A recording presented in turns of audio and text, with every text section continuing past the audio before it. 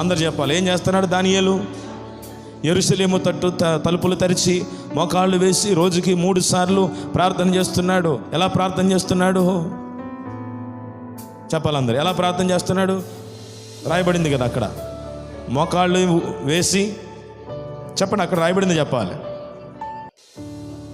కిటికీలు తెరిచి చేతులెత్తి మోకాళ్ళు వేసి ప్రార్థన చేయుచు స్తుతించుచు వచ్చాను. నెక్స్ట్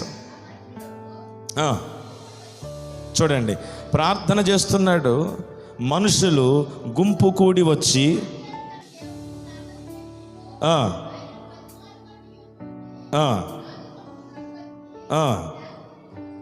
ఓకే చూడండి, శత్రువు పని చేస్తున్నాడా ఆగిపోయాడా అది చెప్పాలి నాకు.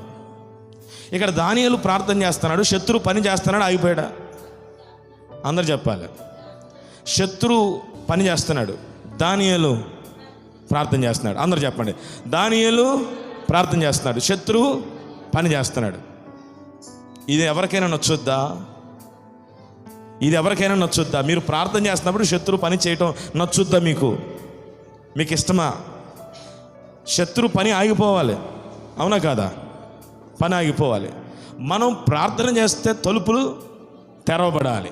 మనం ప్రార్థన చేస్తే మూయబడవలసిన తలుపులు మూయబడాలి. మనం ప్రార్థన చేస్తే ఆగిపోవలసిన పనులు ఆగిపోవాలి. మనం ప్రార్థన చేస్తే వెళ్ళగొట్టబడవలసిన ప్రజలు వెళ్ళిపోవాలి. ఇది మనం కోరేది. దానియేలు ప్రార్థన చేస్తున్నాడు, శత్రువు పని చేస్తూనే ఉన్నాడు. ఇది గమనించండి. దానియేలు ప్రార్థన చేస్తున్నాడు, శత్రువు పని ఆగలేదు, పని జరుగుతూనే ఉంది. ఇదే పరిస్థితి కొంతమంది జీవితాల్లో ఉండొచ్చు. ప్రార్థన చేస్తున్నారు కానీ శత్రు పని ఆగల. ప్రార్థన చేస్తున్నారు కానీ శత్రు పని జరుగుతూనే ఉంది. ప్రార్థన చేస్తున్నారు కానీ శత్రువు తన కార్యాలు జరిగిస్తున్నాడు. ప్రార్థన చేస్తున్నారు కానీ శత్రువు ఇంకా ఇంకొక పథకం రచిస్తూనే ఉన్నాడు. తర్వాత చదువుతుంటే ప్రార్థన ఆగిపోయి దానియేలు యొక్క అధికారం పీకివేయబడి దానియేలు యొక్క సింహాసనము కోల్పోయి, ఏమండి ఇప్పుడు అతను నేరస్తుడిగా సింహముల గుహలోనికి పోవాలంటే సింహాసనం మీద కూర్చుంటాడా? ఎక్కడ కూర్చుంటాడు?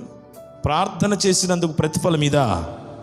పోనీ ప్రభు ఏమన్నా మధ్యలో వచ్చి దానియేలు నీ ప్రార్థన నేను విన్నాను అని చెప్పినట్టు బైబిల్ ఎక్కడ ఉందా? శత్రు పని చేస్తున్నట్టు కనబడింది కానీ ప్రభు వచ్చి అభయం ఇచ్చినట్టుగా ఎక్కడ కనిపించలా. దీన్ని బట్టి మనకు అర్థమయ్యేదేంటి? దానియేలు ప్రార్థన చేస్తున్నప్పుడు దేవుడు వెంటనే వచ్చి సమాధానం అయితే ఇవ్వలేదు అనేది స్పష్టం. శత్రు పని మాత్రం ఆగలేదు అనేది కూడా స్పష్టం. ఇంకా దానియేలు యొక్క పరిస్థితి ఇంకా వరస్ట్ అయిపోయింది. అంతంటే ప్రార్థన చేసే దానియేలు కాస్త దిగి వచ్చి వస్త్రాలు మార్చుకొని, ఏమండి ఒక అధికారి కదా దానియేలు, అధికారాన్ని విడిచిపెట్టి సింహాసనాన్ని విడిచిపెట్టి తనకున్న వసతులన్నీ విడిచిపెట్టి ఎక్కడికి వెళ్ళాడు చెప్పాలందరూ? ఎక్కడికి వెళ్ళాడు? సింహముల గుహలోనికి వెళ్ళాడు. తల దించుకొని వెళ్ళాడు, అవమానముతో వెళ్ళాడు, కన్నీటితో వెళ్ళాడు. ఏంటి ప్రభువా, రోజుకు 3 మారు ప్రార్థన చేశాను, నేను నిర్ణయం తీసుకున్నా, నేను ఎక్కడ తప్పిపోలేదు, నా భక్తి విషయంలో ఎక్కడ నేను ఒక్క పొరపాటు చేయలేదు, నా భక్తి విషయంలో నేను ఎట్లా నిలబడాలో అట్లా నిలబడ్డాను ప్రభువా, అయినా నాకెందుకు ఈ శ్రమ కలుగుతుంది? శత్రు పథకం ఆగిపోలేదు, కానీ శత్రు పథకాలు రచించి ఆ పథకంలో ఉచ్చునై నేను పోతున్నాను. నా పరిస్థితి ఏంటి? అంతవరకు అలాంటి అనుభవాలు వస్తాయంటారా రావంటారా? సింహానికి ఆహారం అవ్వబోతున్నాను అన్ని పరిస్థితి వచ్చింది. అయినా అతడు ఏమాత్రం కూడా ఒక్క అడుగు కూడా వెనక్కి వేళ, అతనిలో ఏ బెరుకు లేదు. అందరూ సరి స్తోత్రం చెప్తారా? సింహాలు చూస్తున్నాయి, దానియేలు వస్తుంటే అధికారాన్ని పోగొట్టుకున్న దానియేలు, తన యొక్క సింహాసనాన్ని పోగొట్టుకున్న దానియేలు ప్రార్థించే అనుభవం ఇప్పుడు లేదు. ఇక ప్రార్థన చేయవలసిన సమయంలో ప్రార్థన చేశాడు, ప్రార్థన చేయడానికి టైం లేదు ఇప్పుడు, ఎందుకంటే లోపలికి వెళ్ళాలి. ఇప్పుడు సింహములన్నీ చూస్తున్నాయి దానియేలును. నెక్స్ట్ ఎక్స్పెక్టేషన్ ఏంటంటే ఈ సింహాలు మీదకు పడి చీల్చి చెండాడాలి, ఇది కనబడాల్సింది. కానీ దానియేలుకు అది కనిపించట్లేదు. చూస్తున్న సింహాలు గాండ్రించాలి, శబ్దం పెంచాలి, వాటి పంజా బిగించాలి, దానియేలు మీదకి వచ్చి దాడి చేయాలి, కానీ జరగట్లేదు. సింహములు నోరు మూసుకొని చూస్తున్నాయి. అందరూ ఒకసారి స్తోత్రం చెప్పండి. దానియేలు ఆశ్చర్యపోతున్నాడు, శత్రు పని చేస్తానంది ఇప్పుడు వరకు. దానియేలు ఆలోచిస్తున్నాడు, శత్రు పని ఎక్కడ ఆగలేదే, మరి ఇప్పుడేంటి జరుగుతుంది? ఇప్పటి వరకు ప్రభు కనీసం ఏ ఒక్క వాగ్దానం కానీ, నేనున్నా భయపడకొని కానీ, నేను వస్తాను నిన్ను కాపాడుతాను కానీ ఏం చెప్పలేదు. ఇప్పుడు ఏం జరగబోతుంది? సింహాలు, పంజాబ్ వేసవలసిన సింహాలు, మేదకు దొక్కాల్సిన సింహాలు, చీల్చి చెండాడవలసిన సింహాలు, గర్జించవలసిన సింహాలు నిశ్శబ్దంగా ఉన్నాయి.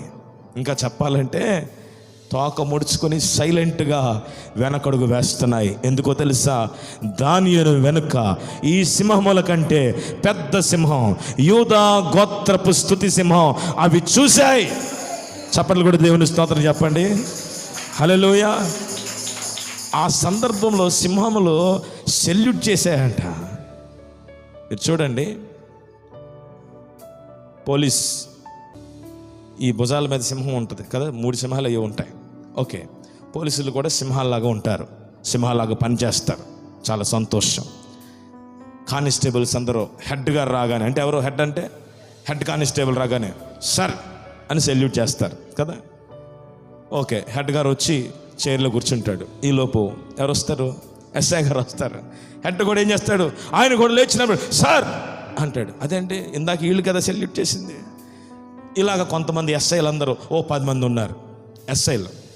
సిఐ గారు వచ్చారు, వీళ్ళందరూ లేచి సార్ అంటారు. ఇదేంటరా, ఇప్పుడు దాకా ఈయనకి సెల్యూట్ చేస్తే ఇప్పుడు ఈయనకంటే పెద్ద ఆయనకి సెల్యూట్ చేశాడు. ఇప్పుడు ఎస్పీ వచ్చాడు. చెప్పండి, ఎస్ఐలు ఎంతమంది ఉన్నా, సిఐలు కూడా ఎంతమంది ఉన్నా, వీళ్ళందరూ కలిసి ఆయన ఇంకా పెద్ద అధికారి కనుక సార్ అనాల్సిందే కదా. ఎన్ని సింహాలు ఎక్కడున్నా ఈ సింహముల కంటే పెద్ద సింహం, యూదా గోత్రపు స్తుతి సింహం దానియేలు వెనుక ఉన్నాడు. అది చూసిన సింహాలు వెనక్కి తగ్గాయి, సెల్యూట్ చేశాయి. సార్. హల్లెలూయా. ఎందుకు భయపడతాం? శత్రు పని జరుగుతుంది, భయపడద్దు. శత్రువు వాడి పని చేస్తానే ఉంటాడు. నీ ప్రార్థన ఆపొద్దు, నీ ప్రయత్నం ఆపొద్దు. నీ ప్రార్థనకు ఫలితము నా ప్రభు దాచిపెట్టి ఉంచాడు. నమ్మితే బిగ్గరగా చప్పట్లు కూడా దేవుని స్తోత్రం చెప్పండి. హల్లెలూయా.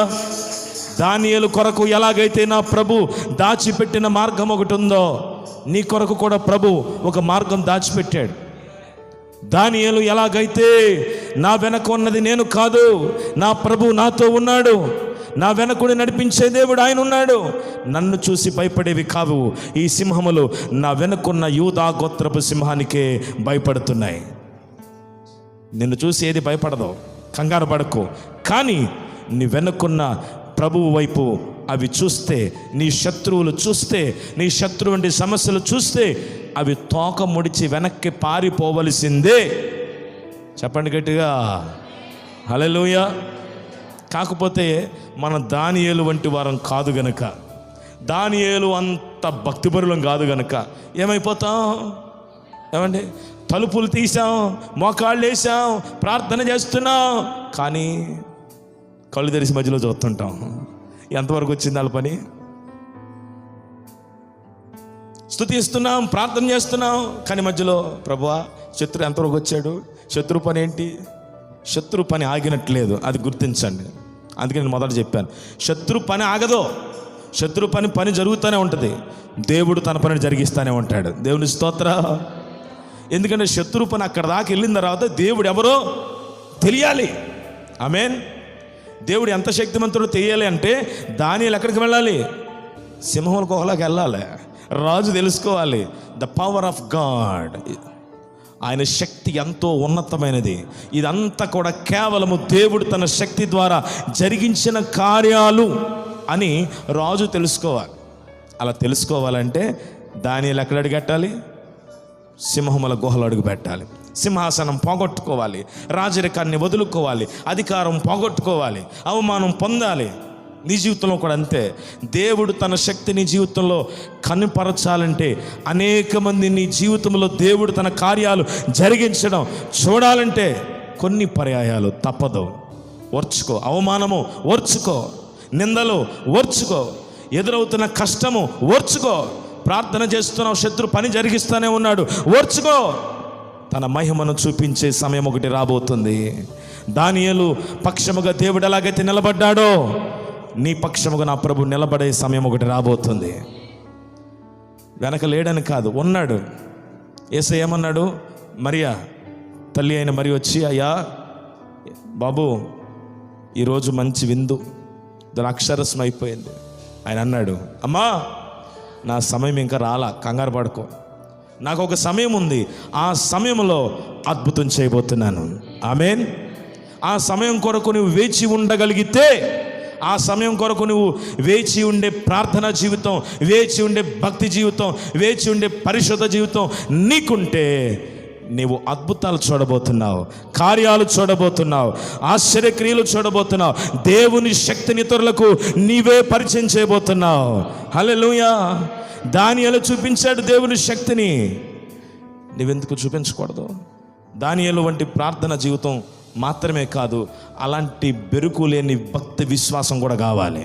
చాలాసార్లు దానియేలు వలె ప్రార్థన చేయాలని కోరుతాం, కానీ దానియేలుకున్న ధైర్యం ఉండదు. కొన్నిసార్లు దేవుడు ఏం చెప్పలా, నిశ్శబ్దంగా ఉన్నాడు ఆయన.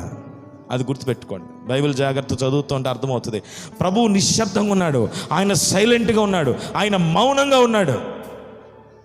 కానీ స్పందించవలసిన సమయంలో ఆయన వచ్చాడు, స్పందించాడు. దేవుని స్తోత్ర. మౌనంగా ఉన్నాడా మీ జీవితంలో? నిశ్శబ్దంగా ఉన్నాడా ప్రభువు? దానికి ఒక కారణం ఉంది. ఈ నిందలు, అవమానాలు, ఇబ్బందులు, వీటన్నిటిని నీవు ఎదుర్కోగలిగితే విడుదల ఇచ్చే సమయంలో ప్రభువు తప్పకుండా విడుదల ఇవ్వబోతున్నాడు. దేవుని స్తోత్ర. ఈరోజు దేవుని యొక్క గొప్ప కార్యాలు మన జీవితంలో జరగటానికి మనం ప్రభువుకి అవకాశం ఇచ్చేవారుగా. అందుకే ఇక్కడ పౌలు తిమోతితో అంటాడు, తిమోతి, ఎప్పుడు కూడా నీ వెనక ఉండి ఒకళ్ళు వచ్చి చప్పట్లు కొట్టి నిన్నుండి ప్రోత్సహించే వాళ్ళు కొన్నిసార్లు ఉండరు. అందుకే నీకు నీవే సాధకము చేసుకో. పక్కన వాళ్ళతో చెప్తారా? ఓ మాట చెప్పండి, నీకు నీవే సాధకము చేసుకో. చెప్పండి, నీకు నీవే సాధకము చేసుకో. ఇలా చెప్పండి, నాకు నేనే సాధకము చేసుకుంటాను, నాకు నేనే సాధకము చేసుకుంటాను. ఆమేన్. దేవుడిచ్చిన శక్తితో, దేవుడిచ్చిన బలముతో నీకు నీవే సాధకం చేసుకోవాలి. ఇందాక చెప్పాను కదా, ఏమంటే రకరకాల తలాంతులు ఉన్నాయి ఈ లోకంలో, అవన్నీ ఇక్కడికే. కానీ ఈ సాధకము ఈ లోకములో శోధనలు జయించడానికి మాత్రమే కాదు, పరిశుద్ధుడైన దేవునితో యుగ యుగములు తరతరములు నిన్ను కూర్చుండబెట్టబోయే సాధకం ఇది. అలాంటి సాధకం ఈరోజు మనకు కావాలి. దానియేలు జీవితమే కాదు, ఇంకా కొంతమంది జీవితాల్లో చూస్తే ప్రభు నిశ్శబ్దంగా ఉన్న సందర్భాలు ఉంటాయి, మౌనంగా ఉన్న సందర్భాలు ఉంటాయి. అదే కనుక మనకు ఎదురైతే మనం ఎంత బెంబేలెత్తిపోతామో, ఎంత కంగారు పడిపోతామో. నీవు సాధకం చేసుకోవటమే నీకు దేవుడిచ్చిన బాధ్యత. ఒత్తిళ్ళు, ఇబ్బందులు, సమస్యలు సాధకం చేసుకో. ఇందాక చెప్పాను కదా, వాడు ఫైట్ చేయాలంటే ఎవరో అరవాలంట. నువ్వేరా ఇక ఈరోజు హీరోవి, నువ్వు పులిరా, నువ్వు సింహంరా అని అరిస్తే కానీ వాడు వెళ్ళడంట. ఆ విషయం తెలియక పాపం జీతానికి తెచ్చిపెట్టుకున్నాడు. ఈడ దొంగలు వస్తుంటే చూస్తూ ఉండిపోయాడు. జాగ్రత్త గమనించండి, నీ జీవితం శత్రు చేతికి వెళ్ళిపోకుండా ఉండాలంటే నీకు నీవే సాధకం చేసుకోవాలి. ఆత్మీయ జీవితంలో మెలకు కలిగిన వ్యక్తివై ఉండాలి. దేవునికి స్తోత్ర.